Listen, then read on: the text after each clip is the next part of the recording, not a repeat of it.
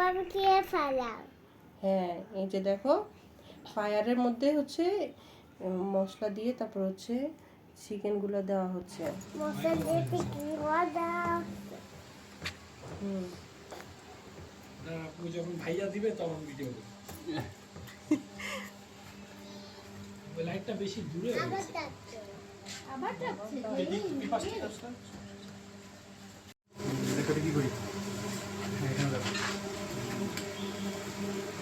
ধরো পাপাসে ধরো। কি করছে যে?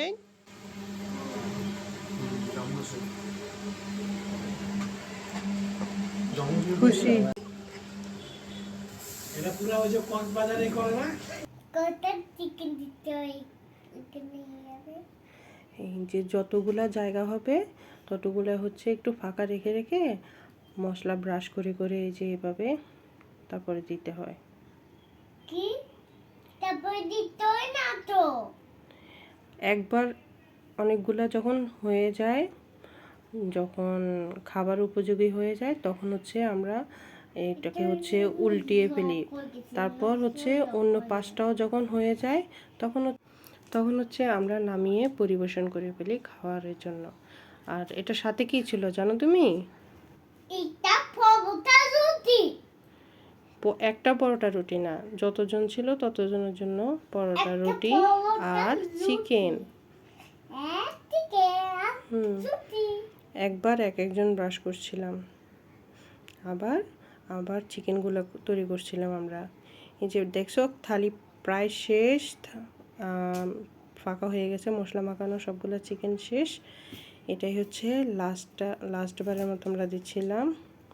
তাহলে খাওয়া দাওয়ার জন্য সবাই প্রস্তুতি নিয়ে নেবে।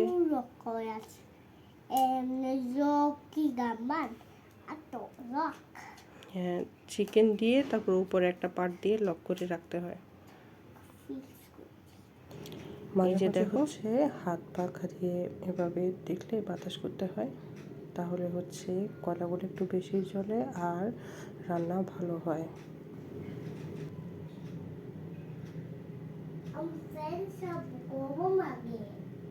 হ্যাঁ, এই জায়গাগুলোতে গরম হয় অনেক, যেহেতু কয়লার থেকে তাপ আসে। ফায়ারটা যখন হচ্ছে বারবিকিউ শুরু করতে হয় তখন হচ্ছে এইভাবে কিছুক্ষণ ওয়ার্ম আপ করতে হয়। সবাই গেছে, সব ফায়ার সবাই গেছে।